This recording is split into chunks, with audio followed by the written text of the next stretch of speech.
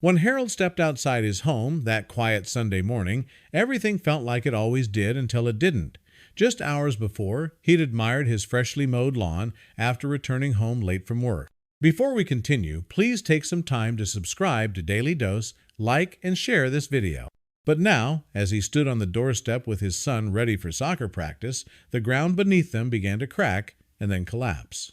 A massive sinkhole opened right in the middle of Harold's front yard. What was hiding inside would shock not only him, but the entire town. At first, Harold believed it was just a freak occurrence, an unfortunate natural event. But the moment he descended into the hole to investigate, he knew something was wrong. The hole was deeper than it appeared, and the smell that greeted him was all too familiar from his days as a contractor. When he emerged, his face was pale. "Get away from this thing," he warned the growing crowd of neighbors. "We need help, now." Despite Harold's urgent calls to emergency services and even the local government, help was denied. It was Sunday, and no one was coming. Then the situation escalated. Cracks stretched across the street, tearing through driveways and even into his neighbor's new garage, causing the walls to collapse. The entire neighborhood was in danger, and no one would lift a finger to help. That's when Harold took charge. Rallying the community, he and two volunteers, Marcus and Lorenza, decided to descend into the sinkhole again to trace the origin of the destruction. As they followed the expanding cracks through their neighborhood, the scent of nitroglycerin guided their path. Eventually, the trail led them to a forgotten gold mine on the outskirts of town known Harold thought had been closed for over 50 years. Inside, the group discovered evidence of recent activity. Lights, wires, tools, and even food. Someone had been here. Soon, they stumbled upon a makeshift camp hand. Then came the shot. A group of men, armed with dynamite, were actively mining gold illegally, triggering explosions deep underground that were causing the sinkholes and cracks back in town. Hidden behind a boulder, Harold captured everything on his phone before the trio escaped undetected. The next day, Harold brought the footage to the police. This time, they couldn't ignore him. The evidence was irrefutable. A task force was assembled, and Harold guided them into the mine.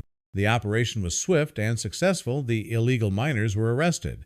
But what came next changed everything. Authorities discovered that this was just one of many illegal operations linked across the country.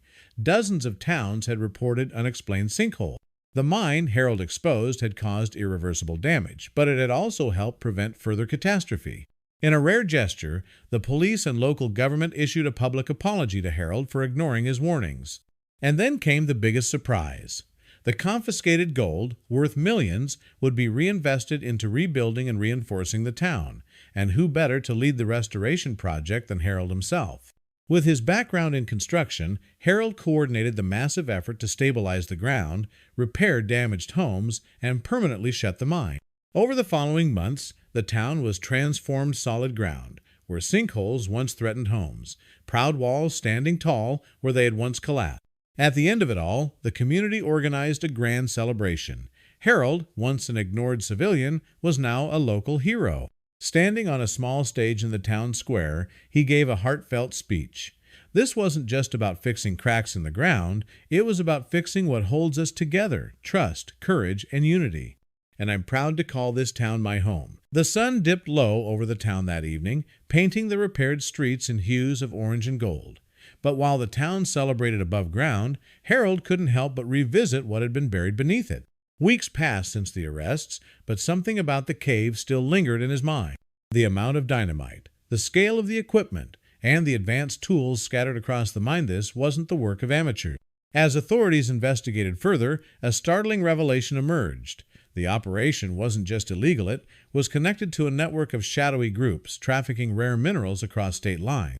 What Harold and his neighbors had unearthed was just one link in a much larger chain. Federal agents soon descended on the site, using the evidence Harold collected to dismantle additional illegal mining setups in nearby counties. The information became instrumental in an ongoing national investigation. And it all started with a yard, a sinkhole, and a contractor who refused to be ignored.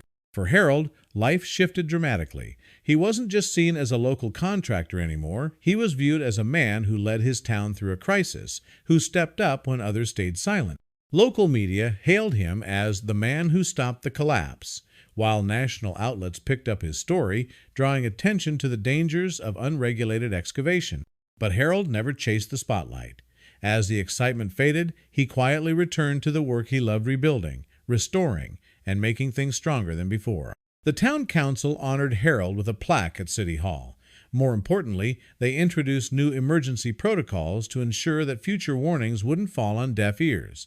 Every citizen, inspired by Harold's actions, began to take more responsibility for their surroundings. Neighborhood watches grew stronger, and a community app was developed to report unusual activity so that no crack would go unnoticed again. Meanwhile, the land where the original sinkhole had formed was transformed into a memorial park. At its center stood a sculpture carved from stone, modeled after the broken ground that had first appeared in Harold's yard.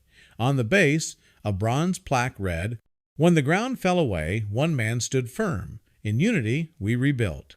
Harold often walked by that spot, sometimes with his son, who had once missed soccer practice on that chaotic morning. Now, a bit older and wiser, the boy often asked, "Dad, do you ever think about how it all started?" Harold would smile. "Every day," he'd reply, "and every day I remember that doing the right thing, no matter how small it seems, can change everything." Months later, Harold received an unexpected letter. It was from a small town across the state. A local man had watched Harold's story on the news and discovered a suspicious sinkhole forming in his own yard. Thanks to Harold's example, he took action, had it investigated, and sure enough, another illegal mining tunnel was found. The letter ended with 5 simple words. "You saved more than one town." Harold stood on his porch that evening, watching the sun dip below the horizon. His yard was perfect again. The grass had grown back, greener than ever. But beneath it all, there was something even stronger: unity, courage, and a town forever changed by one man's decision not to walk away. And as twilight settled in, Harold knew that while the cracks may have once run deep, the strength they uncovered ran even deeper. Years later, the story of the sinkhole hero became part of the local school curriculum. Children learned about Harold's courage not from textbooks, but from their own parents, who lived through the fear and watched their community rise from the crack. The park where the sinkhole first opened became a field trip destination. Harold himself would occasionally visit classes to speak not as a celebrity, but as a neighbor with a lesson to share. That being brave doesn't always mean fighting something big.